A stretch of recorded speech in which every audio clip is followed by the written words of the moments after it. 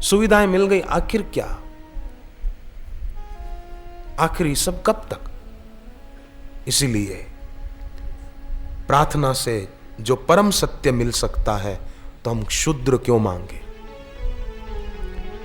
केवल तुच्छ चीजें वही मांगता रहता है जिसकी बुद्धि कम है। गीता का श्लोक है,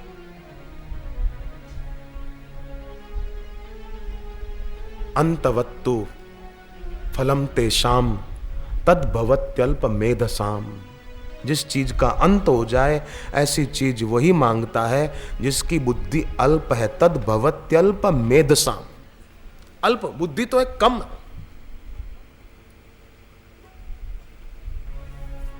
તમારા ઘરમાં કોઈ વ્યક્તિ બહુ સસ્તી વસ્તુ બજારમાંથી મોંઘા ભાવે ખરીદીને લઈ આવે તો તમે એને શું કહેશો કે અક્કલ નથી, અથવા તો એમ કહે અક્કલ ઓછી છે, આવી સસ્તી વસ્તુ આવા મોંઘા ભાવમાં તમે લઈ આવ્યા કેમ, इतनी सस्ती चीज महंगे भाव खरीद कर ले आए। संसार में सब ऐसा ही करते हैं।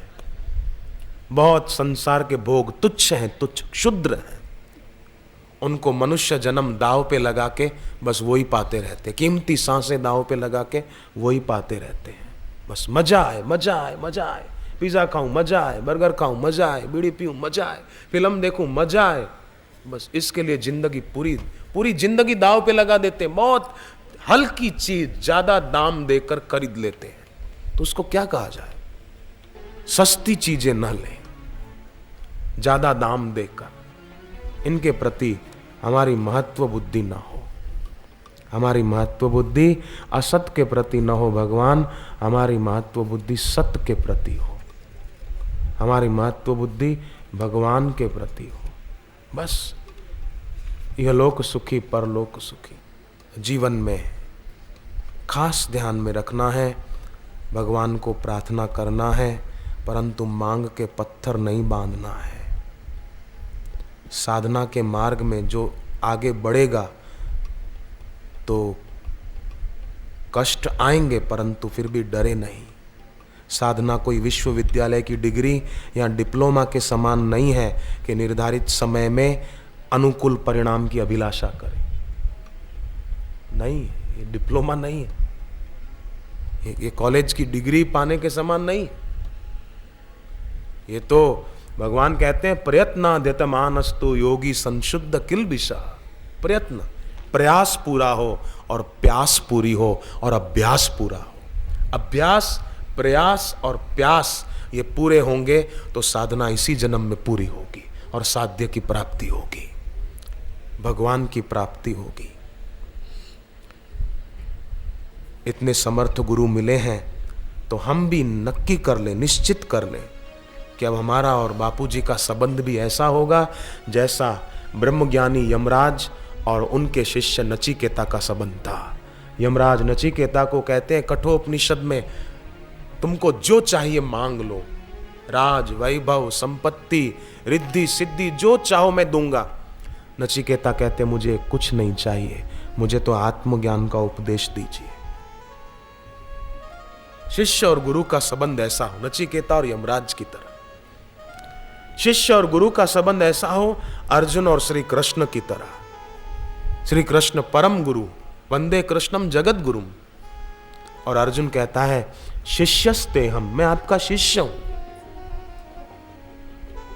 ऐसा होना चाहिए। शिष्य और गुरु का संबंध परीक्षित राजा और सुखदेव जी की तरह हो, बाला मर्दाना गुरु नानक देव की तरह हो। इंद्र और विरोचन जो बलि राजा के पिताजी थे, एक बार दोनों ब्रह्मा जी के पास गए। ब्रह्मा जी के पास जाकर कहा कि हमें ज्ञान दान करें प्रभु, सत्संग सुनाइए। ब्रह्मा जी ने उनकी नम्रता और जिज्ञासा देखकर उनको सत्संग सुनाया। सत्संग का परिणाम यह आया, इंद्र को तो ज्ञान हो गया पर विरोचन को नहीं हुआ। क्यों नहीं हुआ? कि इंद्र की गुरु के द्वारा बताए गए विषय के प्रति निष्ठा थी कि ऐसा करना है, बस गुरुजी जो आज्ञा करना ही है।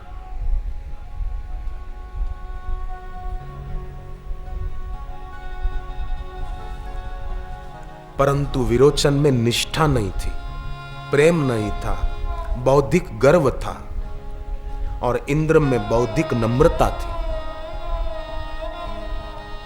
इंद्र की गुरु के पास पहुंच नम्रता पूर्ण थी, विरोचन की गुरु के पास पहुंच अभिमान पूर्ण थी कि मैं इतना बड़ा राजा हूं और गुरु के पास आया। पर इंद्र की पहुंच भक्ति भाव पूर्ण थी कि मैं तो गुरु जी के पास आया। वाह वाह, मेरा कैसा सौभाग्य कि मुझे इनके चरणों में आने का अवसर मिला, ब्रह्मा जी के पास। विरोचन की व्यवहारिक बुद्धि थी, कौतूहलवश आए थे, पर इंद्र सचमुच श्रद्धा पूर्वक आए थे, तो इंद्र का कल्याण हो गया। हम भी ऐसी परीक्षित की तरह, नचिकेता की तरह, अर्जुन जी की तरह गुरु के पास आए, बैठे।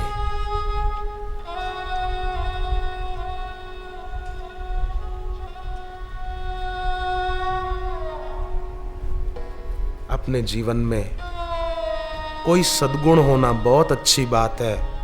गरीब की मदद करना, माँ बाप का आदर करना, भाई बहन के प्रति प्रेम रखना अच्छी बात है। जप करना, ध्यान में बैठना, श्वासोश्वास की गिनती करना, मौन रखना, ये बहुत अच्छी बात है। ध्यान देना कृपा करके, बहुत अच्छी बात है। परंतु गुणों के अभिमान से दोष पोषित होंगे। मैं जप करता हूं, मैं तुमसे ज्यादा देर ध्यान में बैठ सकता हूं, मैं 300 तक श्वासोश्वास की गिनती कर लेता हूं, मैं ये कर लेता हूं। ये गुणों का अभिमान नहीं करना। हम तो सुबह 4 बजे उठ जाते हैं, हम 3 बजे उठ के नहा लेते हैं। नहीं नहीं, गुणों के अभिमान में दोष पोषित होते हैं।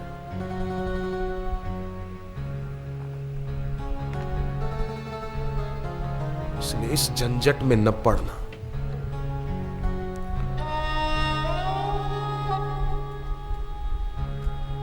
परंतु एक फायदा, किसी के जीवन में दोष हो, कोई बुराई हो, कोई खोट हो, खोट खटकती है, अच्छी बात है।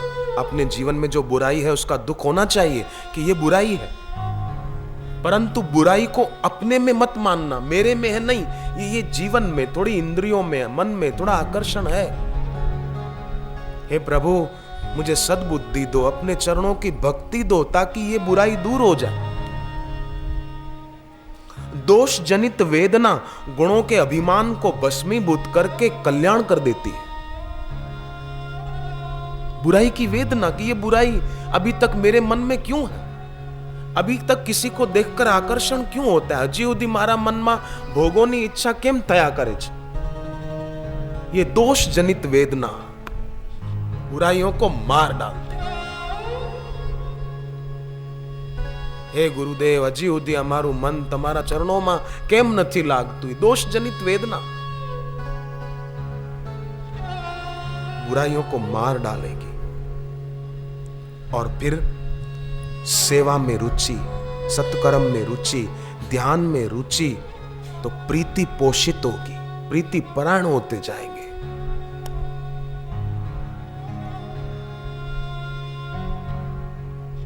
कितना सुंदर और सुखद साधन है। प्रीति सबके अंदर है। आप सौना हृदय में भक्ति छे तभी तो आए इधर, पर थोड़ी सुप्त है। सोई हुई प्रीति को जगाने में ही साधक के प्रयास की और प्यास की पराकाष्ठा है। प्रयास भी पूरा, प्यास भी पूरी। और प्रयास क्या है?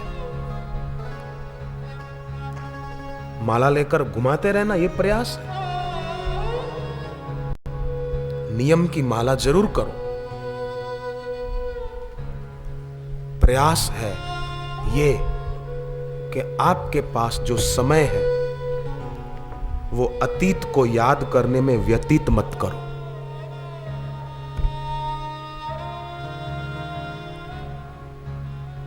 समय अगर अतीत को याद करने में व्यतीत हो गया, अतीत माना बीती हुई बातें, समय अतीत को याद करने में व्यतीत हो गया तो प्रीत से वंचित रह जाएंगे।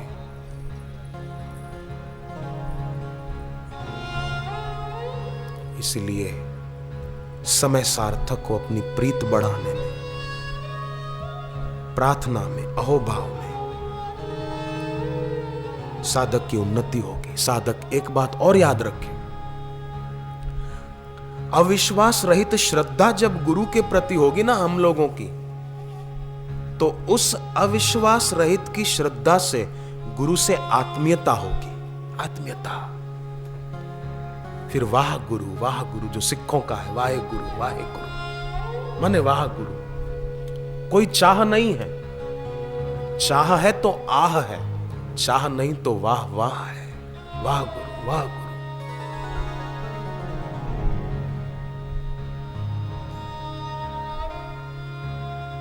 हे अनंत, आपकी कृपा का कोई अंत नहीं है। हे अव्यक्त ईश्वर, आप कभी कभी सख्त व्यवहार करते दिखते हो। कठिनाई आई, कष्ट आया, परंतु फिर भी थोड़ा वक्त जरूर लग जाता है, परंतु आपकी लगने वाली सख्ताई वो हमारे लिए सचमुच कल्याणकारी सिद्ध होती है। गुरु कभी शिष्य को डांट दे, खिंचाई करे, गुरु के द्वारा की हुई खिंचाई भी शिष्य की सिंचाई करती है, आध्यात्मिक। गुरु शिष्य का पोषण करते हैं, नाम मात्र के गुरु शोषण करते हैं। लाओ पैसा, लाओ दक्षिणा। करोड़ों रुपया खर्च करके मूर्ति के लिए मंदिर बना देंगे, पर किसी जिंदे इंसान के लिए, कोई गरीब है तो उसको 15-20 हजार खर्च करके एक घर बना दो, भगवान राजी हो जाएंगे। पत्थर की मूर्ति के लिए मंदिर बनाना अच्छा है जरूर, परंतु करोड़ों रुपया उसमें लगाने की अपेक्षा कहीं गरीबों के इलाके में जाकर उनके लिए एक छोटा मंदिर बनाया जाए, कितना अच्छा होगा। छोटा घर बनाया जाए।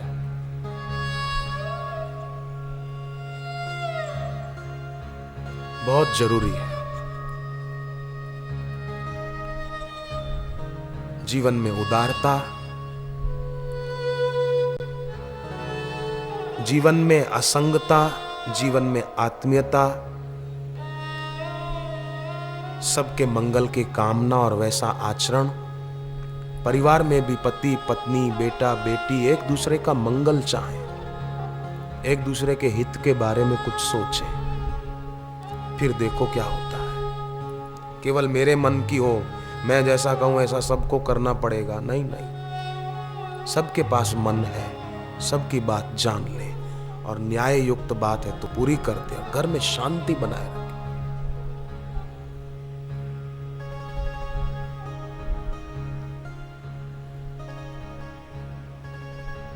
जिस घर में शांति है उस घर में लक्ष्मी का वास स्थायी रूप से हो जाता है। जिस घर में शांति नहीं, वहां से लक्ष्मी चली जाती है।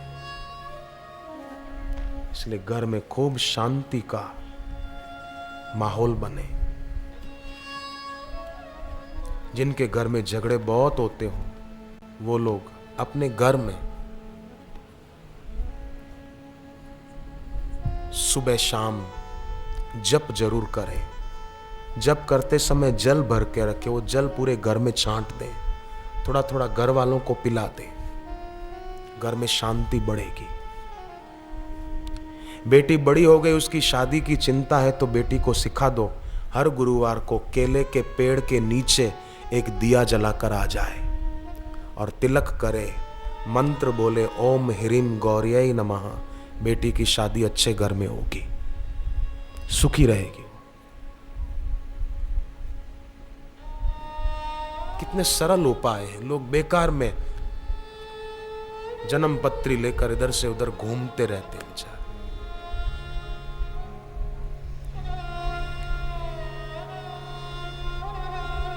शनि का कोप है।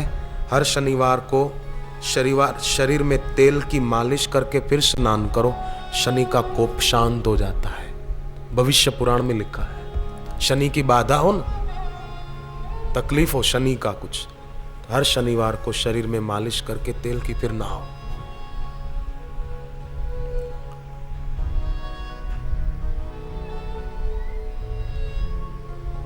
अच्छा होगा। और सबसे बड़ी बात, अपने जीवन में नाम जप को खूब खूब महत्व दें। दुकान पर बैठे हो, काम धंधा करते हो, उसमें बरकत बढ़ानी हो तो देखें आपकी दुकान का जो कैश बॉक्स है वो जब खुलता है तो उत्तर की ओर खुलता है कि दक्षिण की ओर खुलता है कि पश्चिम की ओर खुलता है। आपकी दुकान का कैश बॉक्स हमेशा उत्तर दिशा में खुलना चाहिए। भरा भरा रहेगा, धन की कमी नहीं रहेगी। आपकी दुकान है और माल कई बार बिकता नहीं, पड़ा रहता है और आपको घाटा होता है, तो आप अपनी दुकान में वो माल उत्तर और पश्चिम दिशा के बीच के कोने में रखवा दो। वो माल उठने लगेगा और बिकने लगेगा। उत्तर और पश्चिम के बीच का कोना वायव्य कोण कहलाता है। बहनें भी ध्यान रखें, घर में बिन जरूरी चीजें या कभी कभी काम में आने वाली चीजें घर में जहां तहां मत रखो। दक्षिण और पश्चिम के बीच के कोने में ऐसी फालतू चीजें पड़ी रहे, यहां कभी कभी काम में आती ऐसी चीजें दक्षिण और पश्चिम के बीच नैऋत्य कोण वहां पड़ी रहे। आपके घर में समृद्धि बढ़ेगी। बातें छोटी है, लाभ बहुत करेगी। घर में सुख शांति की वृद्धि के लिए घर के ऊपर भी देखो जरा, छत पर पानी की टंकी होती है ना, वो भी दक्षिण और पश्चिम के बीच के कोने में हो तो बड़ा शुभ माना जाता है। उस घर में दरिद्रता का वास नहीं होता, समृद्धि का वास होता है। कि सरल उपाय।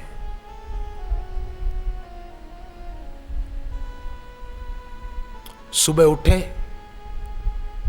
देर हो गई, जल्दी जाना है, इधर जाना है, उधर जाना नहीं, उठे तो शांत बैठे, कुल्ला कर लिया, जीभ तालों में लगाकर पूर्व दिशा की ओर मुंह करके बैठे, थोड़ा मानसिक जप करें, भाग्य चमकने लगेगा। बड़ा सरल उपाय है, मैंने करके देखा है, फिर बोल रहा हूं। और फिर नहाने के बाद जो मैं सदा बोलता रहता हूं, एक टक गुरु मूर्ति की ओर देखना, फिर देखो क्या होता है। सनातन संस्कृति का एकमात्र उद्देश्य मानव मात्र का कल्याण करना है, मानव मात्र का भला करना है। ब्रह्मा जी द्वारा कहा गया कि निस्वार्थ भाव से अपने अपने कर्म द्वारा एक दूसरे को सुख दो, एक दूसरे को दुख मत दो। संसार में सब लोग कर्म तो करते हैं, पर भूल सबसे ये होती है, कर्म सब करते हैं, बहनें भी करती, भाई भी करते हैं, कर्म सब करते हैं, पर भूल ये होती है कि ममता और आसक्ति और तीसरी बात स्वार्थ के वश होकर कर्म करते हैं, लौकिक पारलौकिक कुछ लाभ चाहते हैं। कर्म किया जाना चाहिए। ऋग्वेद कहता है पैसा कमाओ, मैंने उपाय बताए, शास्त्रों के, मेरे अपने उपजाए हुए तो नहीं है।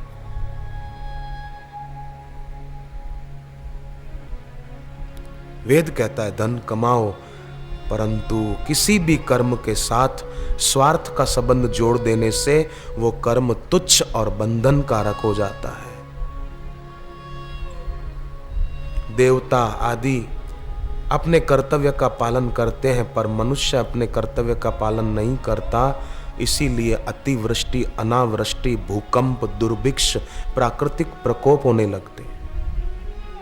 इसलिए मनुष्य मात्र को पूरी दुनिया में, खाली वडोदरा में ज नहीं, आखी दुनिया में जे कोई लोको रहे छे ए दरेके दरेकનું कर्तव्य छे પોતાના કર્તવ્યનું પાલન કરે ને। देवता करते हैं पर मनुष्य नहीं करता, इसलिए दुख सहन करना पड़ता है। अपने कर्तव्य का ठीक ठीक पालन करने वाले के द्वारा सबका हित होता है, इसलिए कर्तव्य परायणता, प्रीति परायणता, हमारा जो कर्तव्य हम करें। हमारा कर्तव्य हम संसार का राग न रखें। एक आदमी गया सेठ के पास, बोले सेठ जी मेरे को नौकरी चाहिए, नौकरी पे रखोगे? सेठ ने कहा हाँ रखूंगा, परंतु एक प्रश्न पूछूं? सेठ ने कहा तुम चोरी करते हो? नहीं करता। शराब पीते हो? नहीं। मांस खाते हो? नहीं। सिगरेट पीते हो? नहीं। पान मसाले खाते हो? नहीं खाता। जुआ खेलते हो? बोले नहीं। तो तुम्हारे में कोई ऐब नहीं, कोई बुरी आदत नहीं? बोले सेठ जी एक ही बुरी आदत है। क्या? बोले बस झूठ बोलता हूं, खाली झूठ बोलता हूं। मतलब चोरी भी करता है, शराब भी पीता है, मांसाहार भी करता है, सब करता है, खाली झूठ बोलता हूं। ऐसे ही केवल व्यक्ति राग रखे न वस्तु व्यक्ति में, तो उसमें सारी बुराइयां आ जाती है। खाली राग रखा बस, और गुरु में अनुराग किया तो सारी अच्छाइयां उसमें आने लगेगी। गुरु के दर्शन में अनुराग, गुरु के वचनों में अनुराग, गुरु के दिए मंत्र जप में अनुराग, उसका भला होके रहेगा, उसका अहित कोई नहीं कर सकता। नित अपना चित्त गुरु में लगाया तो हित होके रहेगा, अहित कभी नहीं होगा। गुरु के प्रति भाव होगा तो भव से पार कराने वाली एक नाव है गुरु के प्रति भाव, वो भव से बच जाएगा। इसलिए भक्त गाते हैं तेरा दर्शन मैं करूं, तेरा सुमिरन मैं करूं, गुरु जी बारंबार, मैं बार बार आपका दर्शन करूं, मैं बार बार आपका सुमिरन करूं। बस दर्शनम तव लोकस्य सर्वथा अघहरम परम।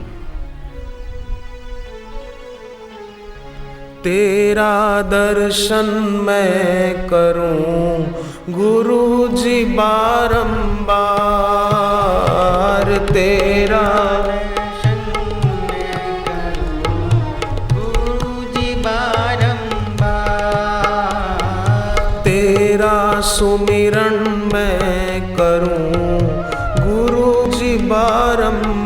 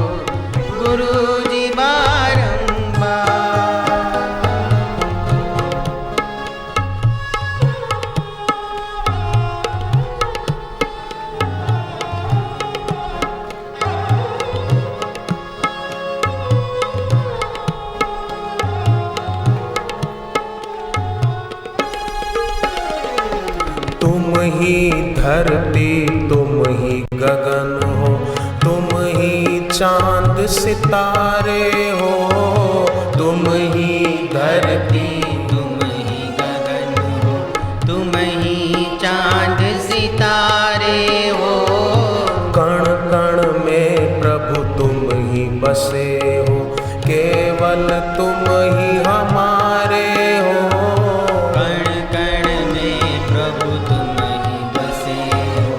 केवल तुम ही हमारे हो।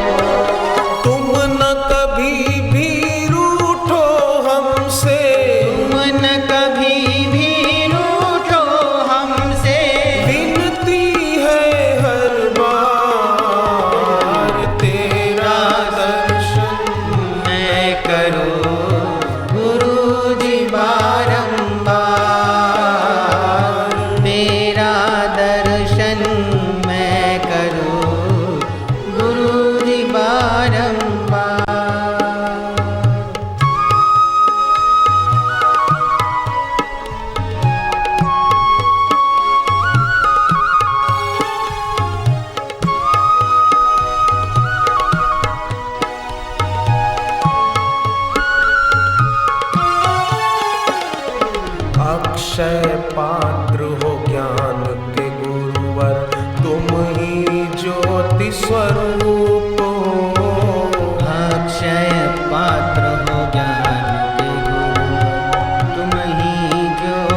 स्वरूप हो। शांति के भंडार तुम ही हो, तुम ही ब्रह्म का रूप हो। शांति के भंडार तुम ही हो, तुम ही ब्रह्म का रूप हो। प्रेम आपका पाते रहे हम, प्रेम आपका पाते रहे हम। विनती है हर बार तेरा दर्शन मैं करूं गुरु जी बारंबार। तेरा दर्शन मैं करूं गुरु जी बारंबार।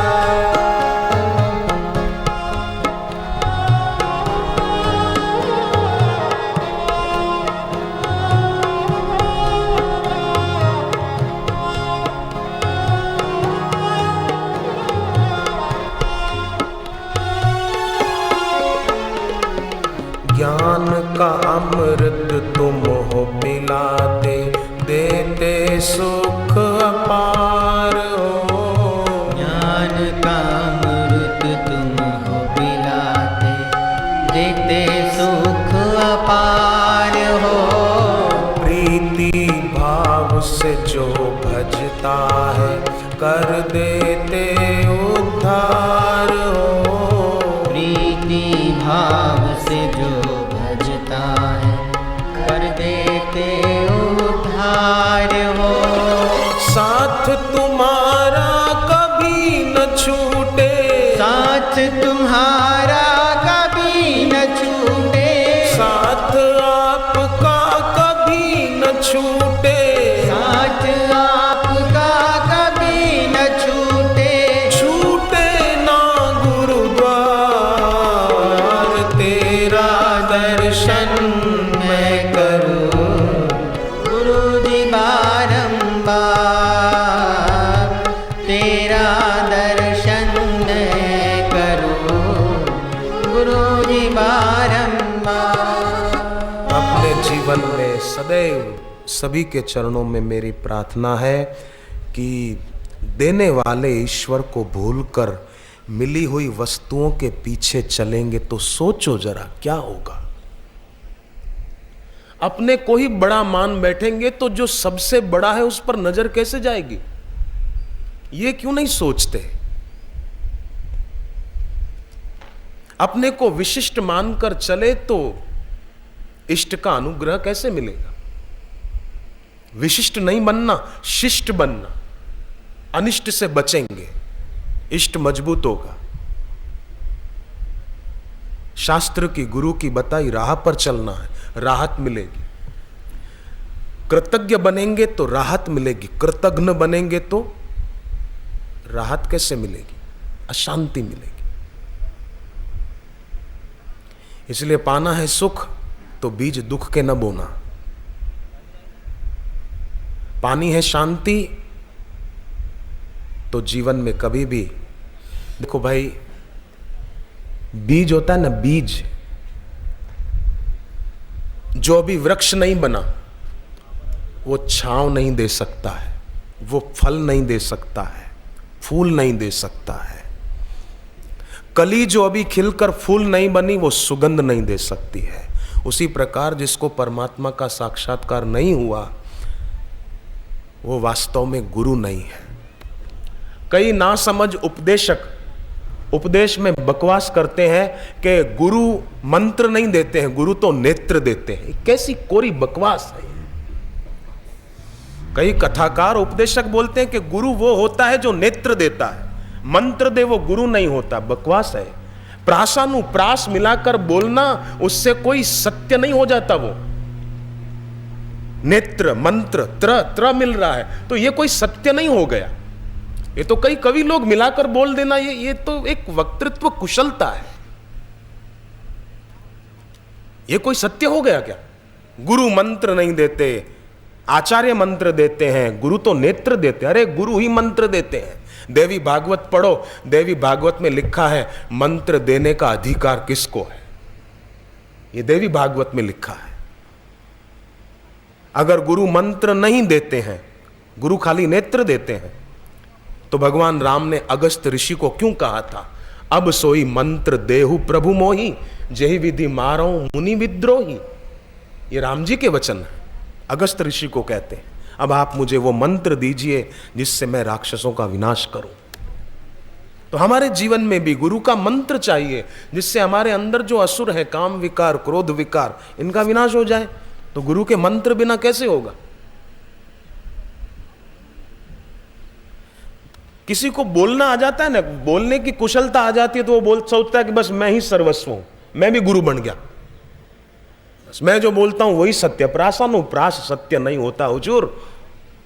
शास्त्र का वचन सत्य होता है, श्रुति, युक्ति और अनुभूति, तब वो सत्य है, नहीं तो तुम्हारी बकवास है, वाणी का विलास है केवल। इसलिए ऐसे उपदेशकों की बातों में ना आओ। गुरु मुझे बड़ी हंसी आई सुनकर कि क्या बोलते हैं, मुझे उनकी बचकानी बुद्धि पर बड़ा आश्चर्य लगा।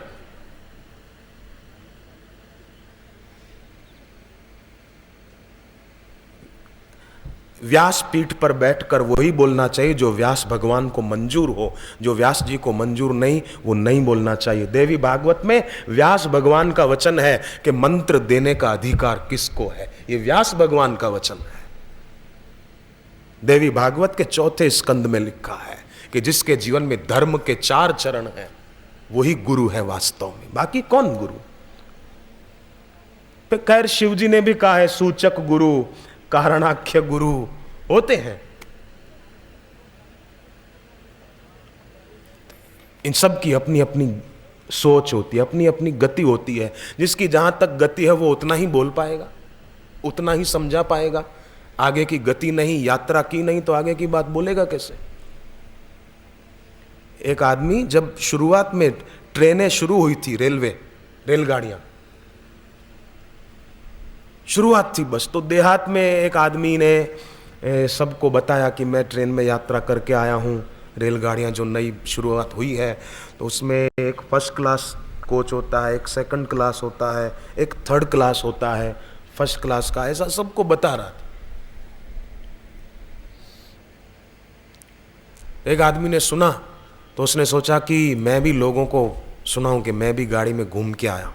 तो किसी दूसरे गांव गया तो लोगों को प्रभावित करने के इरादे से बोलने लगा कि रेलवे शुरू हुई है, रेलगाड़ियाँ, मैं उसमें यात्रा करके आया हूँ, तुम लोग नहीं घूमे।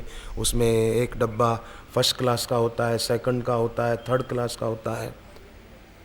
तो सबको प्रभावित करने के लिए कि मैं भी कुछ हूँ। तो किसी आदमी ने खड़े होकर पूछा तो फिर और क्या होता है? बोले फर्स्ट क्लास का किराया ज़्यादा होता है, सेकंड का कम और थर्ड का जनरल का और भी कम। तो सामने वाले ने दूसरा प्रश्न पूछ रहे थे, फर्स्ट क्लास का किराया ज़्यादा क्यों होता है? अब क्या बोले वो, क्योंकि बैठा तो था नहीं कभी। अरे बोले अब क्या बोलूं। उसने तुरंत गप हाँक दी कि फर्स्ट क्लास का किराया इसलिए ज़्यादा होता है कि रेलवे स्टेशन पर फर्स्ट क्लास का कोच सबसे पहले पहुंच जाता है। अब वो पहुंचेगा कि पूरी गाड़ी पहुंचेगी? जानकारी नहीं है तो क्यों बोलना? शास्त्र का ज्ञान पूरा नहीं है अगर, तो वाणी का विलास करके लोगों को गुमराह क्यों करना? श्वास लेने की कला को बोलते हैं जीवन जीने की कला। आप एक बात बताइए, आर्ट ऑफ स्विमिंग किसे कहोगे आप? बोलो। आर्ट ऑफ स्विमिंग माना तैरने की कला। तैरने की कला माने क्या? पानी में तैरते रहना सारा दिन, बस तैरते रहो, तैरने की कला। सारी जिंदगी तैरते रहो बस। कैसे तैरेंगे? डूब जाएंगे। एक दिन आएगा, एक क्षण आएगा कि डूब जाएंगे। आर्ट ऑफ स्विमिंग माना तैर कर किनारे पहुंच जा, ये तैरने की कला है। पानी में ही मत घूमता रहे। उसी प्रकार जीने की कला भी यही है कि जन्म और मरण से पार हो जा, 84 लाख योनियों से मुक्त हो जा। और वो तो सदगुरु के पास सामर्थ्य होता है। जो खुद मुक्त है वही दूसरे को कर सकता है। जो खुद मुक्त नहीं वो बातें करेगा, शब्दों में सत्य नहीं होता। शब्द वो होता है सच्चा जो निशब्द को छू कर आया हो, और वो सदगुरु के पास सामर्थ्य होता है। आत्मज्ञानी गुरु के पास सामर्थ्य होता है।